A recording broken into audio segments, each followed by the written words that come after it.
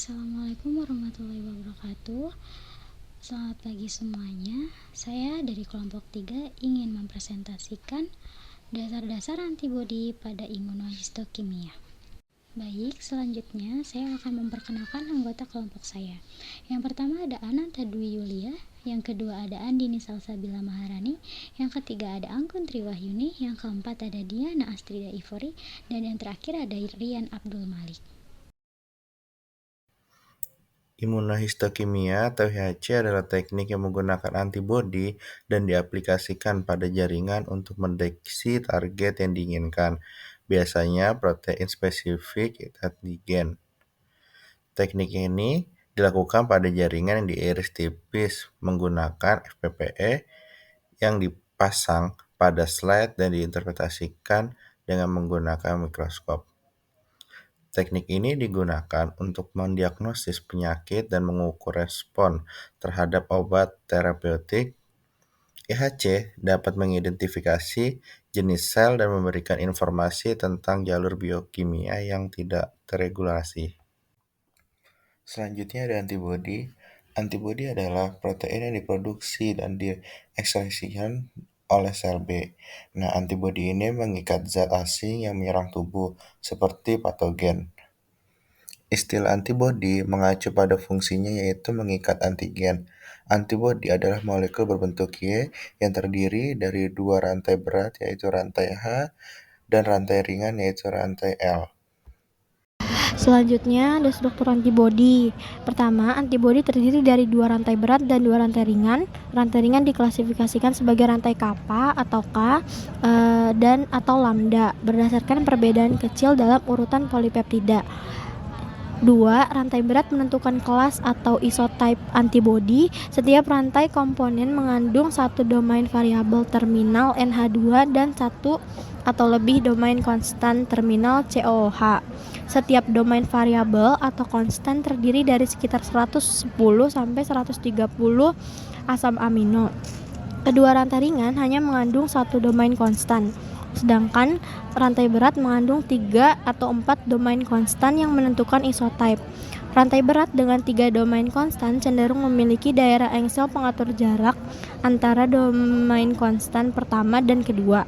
Rantai ringan yang khas akan memiliki massa sekitar 25 kilodalton dan rantai berat dengan 3 domain konstan dengan engselnya akan memiliki massa sekitar 55 kilodalton. Lalu ada jenis-jenis antibodi. Yang pertama, antibodi primer. Tahap pertama pada imunohistokimia adalah penerapan antibodi primer yang mengikat secara spesifik terhadap antigen target. Ada dua jenis utama antibodi, yaitu poliklonal dan monoklonal. Selanjutnya, antibodi sekunder yang mengikat antibodi primer. Ini dikenal sebagai imunohistokimia tidak langsung. Pada umumnya digunakan karena beberapa antibodi sekunder dapat mengikat satu antibodi primer untuk memperkuat intensitas pewarnaan. Antibodi poliklonal. Antibodi ini merupakan kumpulan molekul imunoglobulin yang bereaksi terhadap antigen tertentu. Ikatan heterogennya memberikan sensitivitas tinggi terhadap antigen dalam banyak aplikasi. Antibodi poliklonal memiliki afinitas dan mengikat beberapa epitop atau bagian atau antigen target, dan sehingga lebih rentan untuk bereaksi silang dengan antigen non-target. Antibodi monoklonal, imunoglobulin yang memiliki tingkat spesifitas tinggi atau monospesifitas untuk antigen atau epitop. Antibodi monoklonal berasal dari perluasan klonal sel plasma manusia ganas yang memproduksi antibodi.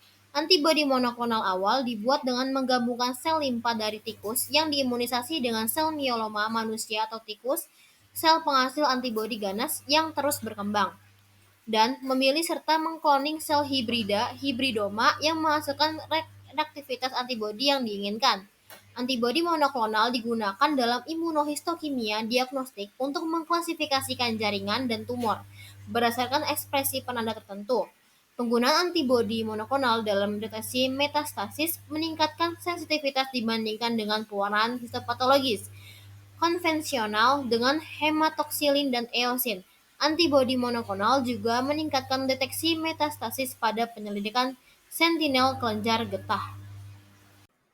Kelinci Eropa atau Cuniculus ornithologus masih menjadi sumber utama bagi bermacam antibodi monoklonal MABS dan antibodi poliklonal PABS. Dengan kegunaan yang luas, MABS mengandung situs pengikatan antigen tertentu atau paratop yang biasanya berikatan dengan afinitas dan spesifitas tertinggi hanya pada suatu epitop. Dari sudut pandang formasi, MABS menyediakan produk yang terdefinisi secara molekuler dan dapat direproduksi. Pengertian protein A dan protein G. Protein A dan protein G adalah protein yang mengikat imunoglobulin IgG. Protein A dan protein G berasal dari Staphylococcus aureus dan Streptococcus pyogenes, memiliki protein A dan protein G pada dinding selnya masing-masing. Protein ini mengikat kuat bagian Fc dari molekul IgG, berfungsi sebagai reseptor IgG Fc.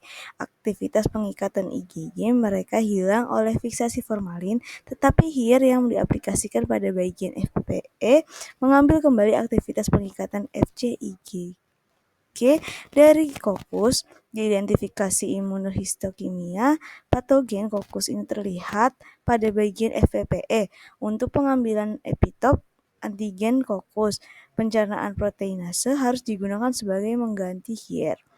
Ketika perlakuan pemanasan diterapkan, inkubasi dengan serum manusia atau hewan yang normal diencerkan sangat diperlukan.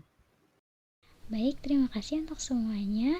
Sekian presentasi dari kelompok 3, kurang lebihnya mohon maaf. Wassalamualaikum warahmatullahi wabarakatuh.